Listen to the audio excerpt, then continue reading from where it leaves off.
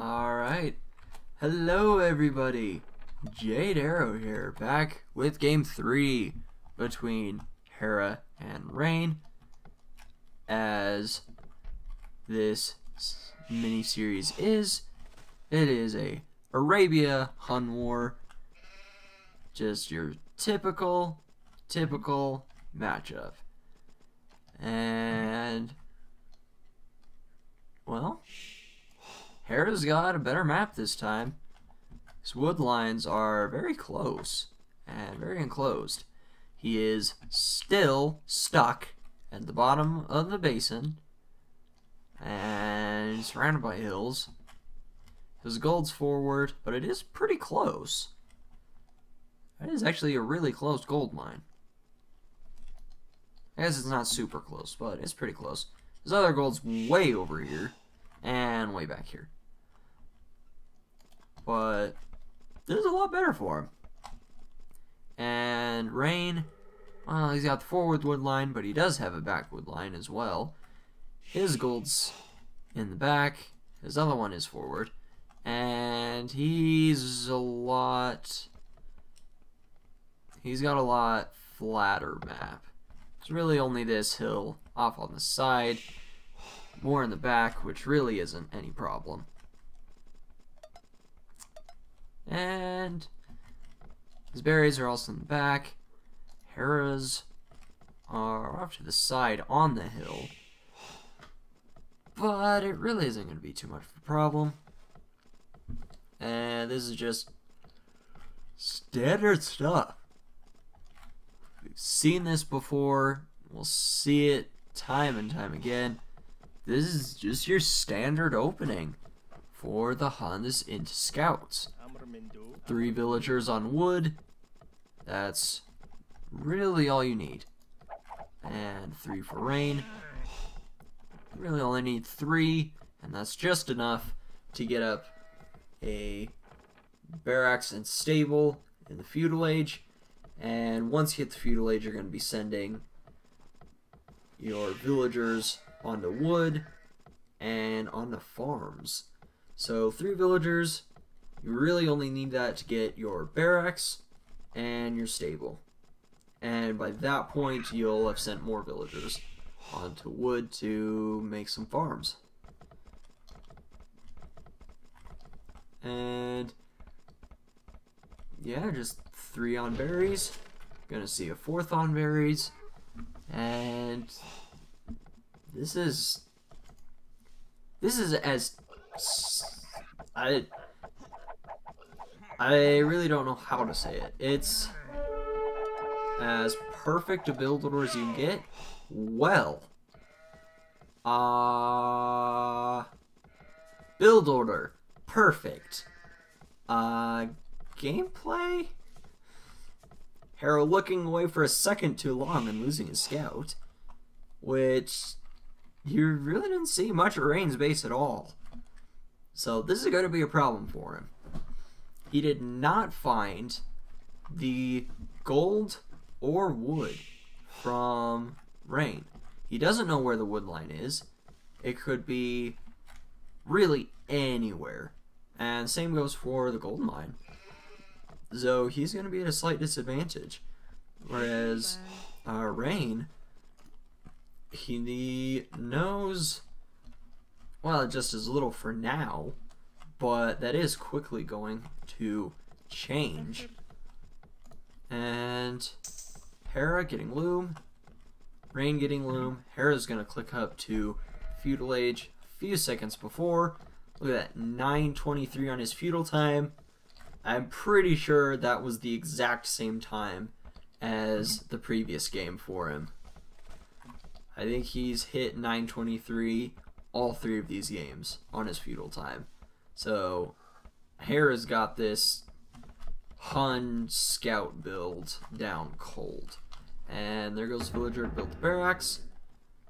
And there's the extra villagers on the wood that I was saying. And he sent them out at the perfect time that as soon as his barracks done, he'll hit the feudal age and be able to throw down a stable and 1 or 2 farms. And Rayne also doing the same. But this wood line in the back is, I feel like it's pretty exposed for him. He's really got no way to wall up this side unless he does a bunch of houses or something. And he's on this hill, and it is a ways back to his TC through a choke point here. So if Hera gets around here with his scouts, then he could get a few villagers.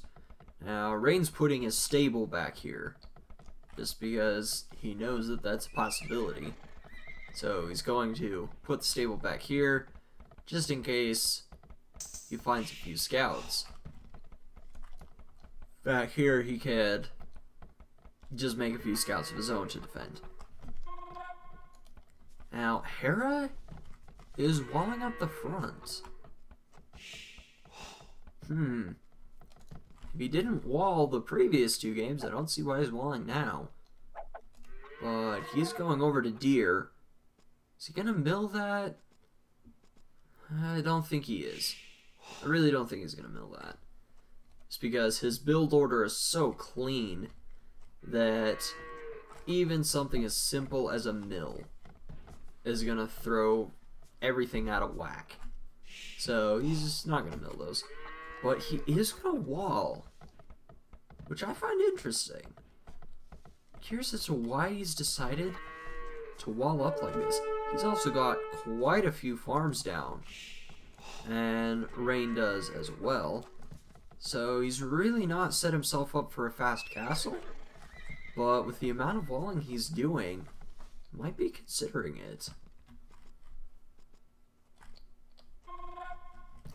He hasn't sent any over to gold though, so probably not going to see a fast castle from him. I'm curious as to what all this walling is. Now Rayne is walling up from the edge of the map to the town center. This is an edge TC wall, and just pretty basic really. We saw this in the previous game as well, and this is really just to stop enemy units from just running right through. If any scouts or archers wanted to run through, they'd have to run straight through the TC fire.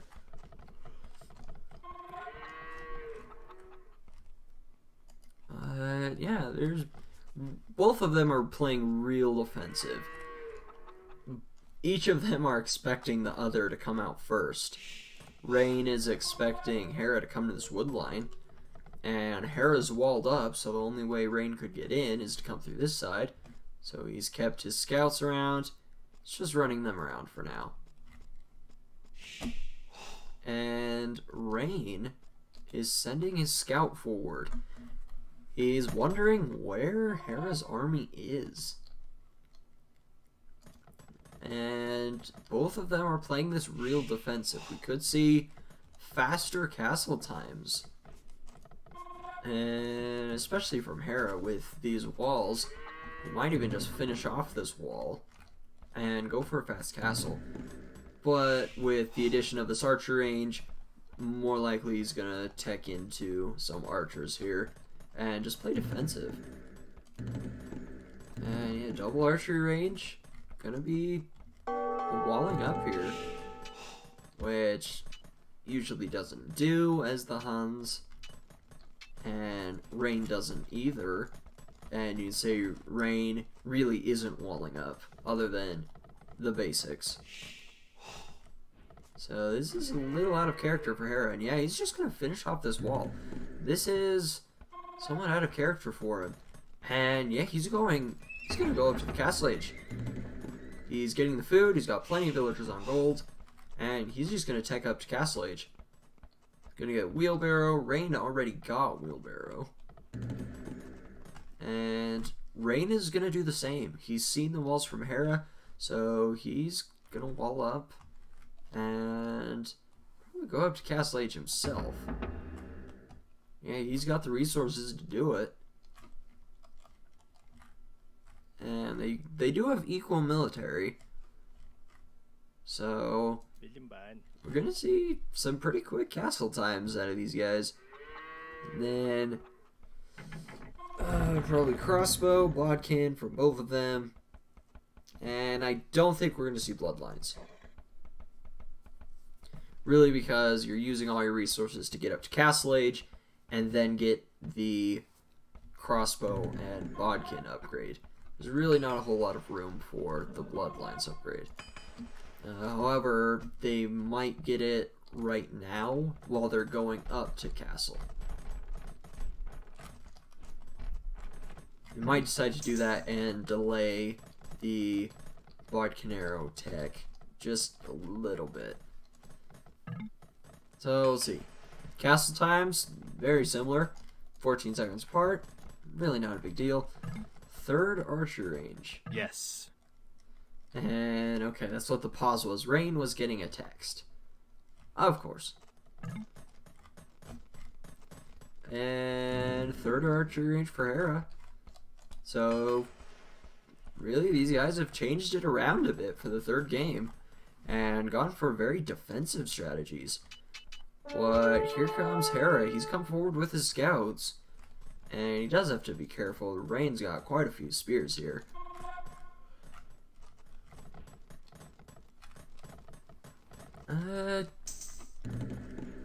Both their economies are so similar. They're both at 35 villagers. And what was being deleted just then? Oh, got it. It's palisades. Alright. Hera's got his archer numbers up. Rayne is not garrisoning his archers, which they're really the only reason for doing that is you don't want them to get picked off before their upgrades come in. But Rayne's not worried about that. He's got plenty of spears to fight against the scouts. So there's really not much of an issue for him. He's on the hill. He's gonna pick off a few scouts here and weaken the others. So Rayne is first castle. There's bodkin. And he's got bowsaw before getting bodkin arrow. But really isn't going to do much of a difference. And there we go. Same 3 upgrades for both of them. That's just typical stuff. When you go up to castle and you're going for crossbow, you're really always going to see crossbow, bodkin arrow, and bowsaw. And Hera's going to lose all of his scouts here. Might keep these 2 alive for a little while, but they're going to be outranged. And at such low HP, they could die at any moment. So they're just going to dance around here. And that spear, wow. Does that look like a hat, like a sombrero to anybody, or like a rice paddy farmer hat? That's what that looked like to me. I don't know why. Never mind, forget I said anything. They're just gonna dance back and forth with their crossbow. Since neither one have ballistics, heck, neither one even have a university, then there's really no reason to not micro. And yeah, Rayne's gonna say, I think I'm just gonna get ballistics, because Hera is just going to micro these back and forth. And yep, there's the university. He's gonna get ballistics. He wasn't kidding. He does not want to fight a micro war against Hera, because Hera does have pretty good micro, honestly. We all know Viper has got the best micro in the game. Leary also has some really good micro. But Hera also does have some pretty decent micro of his own. And Bloodlines is out for Rayne. Hera's now getting Bloodlines, but I don't think he can take this fight until he gets it. But he has actually cleaned up a lot of Rayne's cav archers here. And don't see the ballistic upgrade. Okay, well, Caster's Curse. I guess it's not really a curse in this case, though. Maybe it's a curse for Hera. But we'll see how he does against crossbow and Cav Archer on a hill with ballistics. We'll see how he micros against that. Hera's going to get his own ballistics, so Rayne can't micro against him. And they're just going to kind of dance here.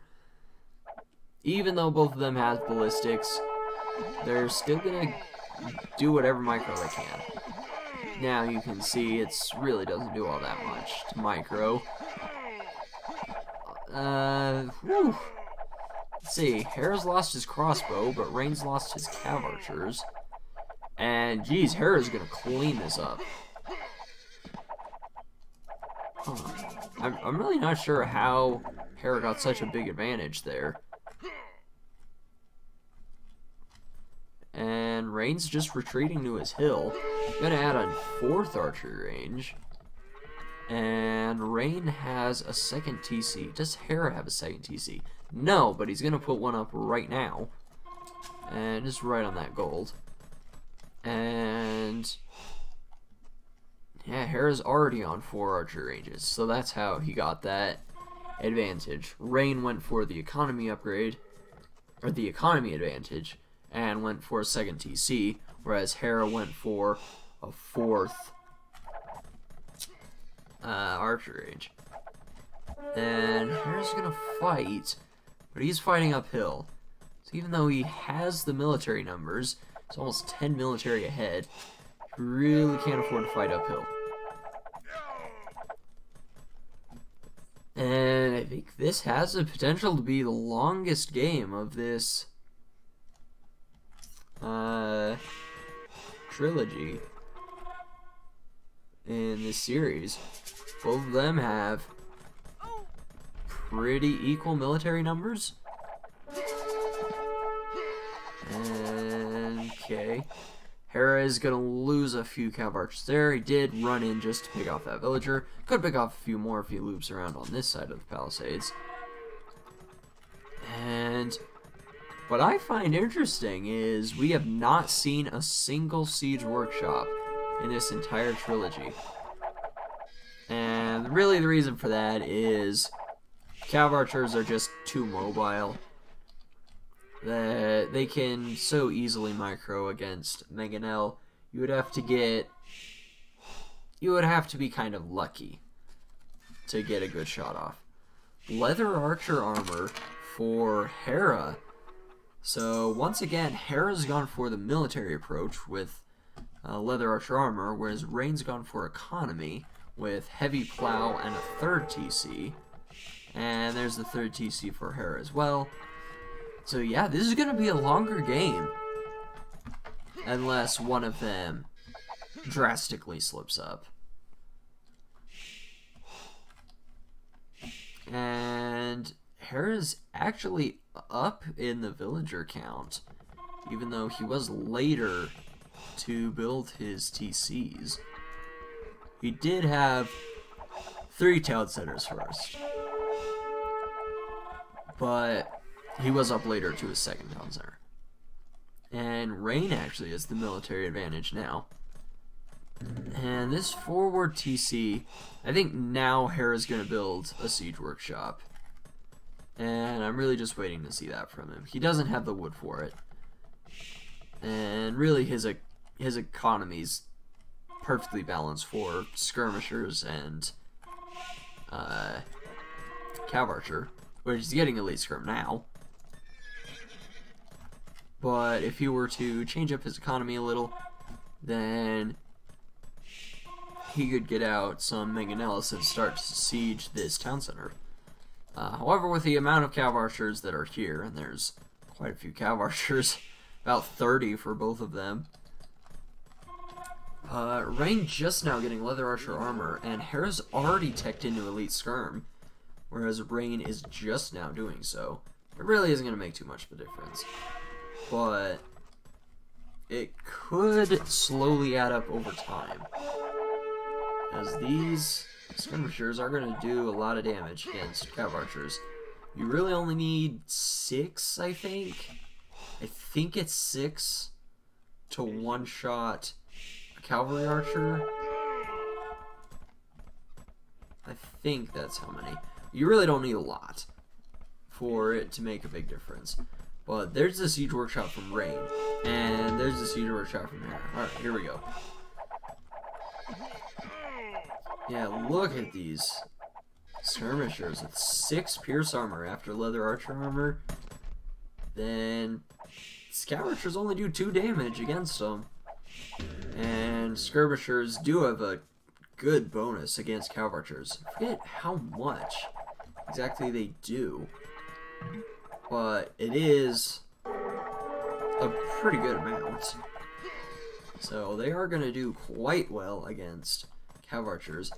But Hera's up to the Imperial Age. He's clicked up, and Rayne doesn't have the food for it. He's got plenty of gold, but he doesn't quite have the food. And this Mangonel is still alive. And he's firing down on these cav archers. He did clean up quite a few. And gets a good hit on these skirmishers. Gonna clean all of them up. But Hera's on his way up to the Imperial Age. Rayne is gonna be up in a minute. But he is gonna be behind on the upgrades. And he's pushing his advantage here. I think what happened is he saw Hera's score drop, and he figured that Hera was going to the Imperial Age, so he's going to try and push this, and he's advancing now, but a battering ram for Hera, and that may seem odd to a few of the newer players. It may seem strange that he's got a battering ram, but the reason for that is to soak up the arrow fire from the skirmishers and the cav archers. Military units, when they kill the unit that they were assigned to target, will then automatically target the closest unit. So what you'll see in cases like this, or in other cases where there's a lot of archer units, is you'll see rams, and the rams will be out in the front, say they'll be like here, just moving back and forth. That's all they'll be doing. And the archer units will be behind firing. And they'll just soak up the arrow fire, whereas all your units behind them could just attack. Hera up to Imperial Age first, gonna get Bracer, Capture Ram, and Parthian Tactics. And he's foregone the heavy cav archer upgrade, but he's done that instead to get chemistry. Ooh, that's an interesting choice. I wonder what he's thinking here. Why has he gotten chemistry? Okay, this is a ballsy siege workshop for Hera here. Not sure quite what he's thinking on this one. Capture him out for Hera though. And chemistry also for Rayne. Hera's getting siege ram though. Ooh. Okay. And mangonels for Rayne. With the amount of mangonels he has, we might see onager from him. In fact, we probably will. Getting a good shot while on the hill. Oh, another good shot. Can he get another? Target cav archers right there. Oh, this is a big fight. Mangonels are gone, but they did do a lot of damage. This castle's gonna go up. Castle is up. And Rayne is gonna call it. I think he knew that he just did not have the military numbers for this. Like, look at the score. He's 2,000 points behind. And with the addition of Siege Ram, it's going to be really hard for him to fight that back. But still, that was a pretty good game. And it did get did get to the Imperial Age, but I think a lot of that is attributed to both of them playing very defensive. But well done from both of them. And Hera won this series pretty convincingly with 3-0. And this really showcased just what the Huns can do and how fun they are to watch. We got to see feudal age fights, we got to see some early castle age, and with this last game we got to see late castle into early imperial. Late imperial is pretty interesting as well. I think with the Huns, the most interesting points to watch are late feudal and late imperial. But well done from both of them. And that's going to be it for this video. Thank you all so much for watching. I really do appreciate every single one of you amazing people. And I'll see you all in the next one.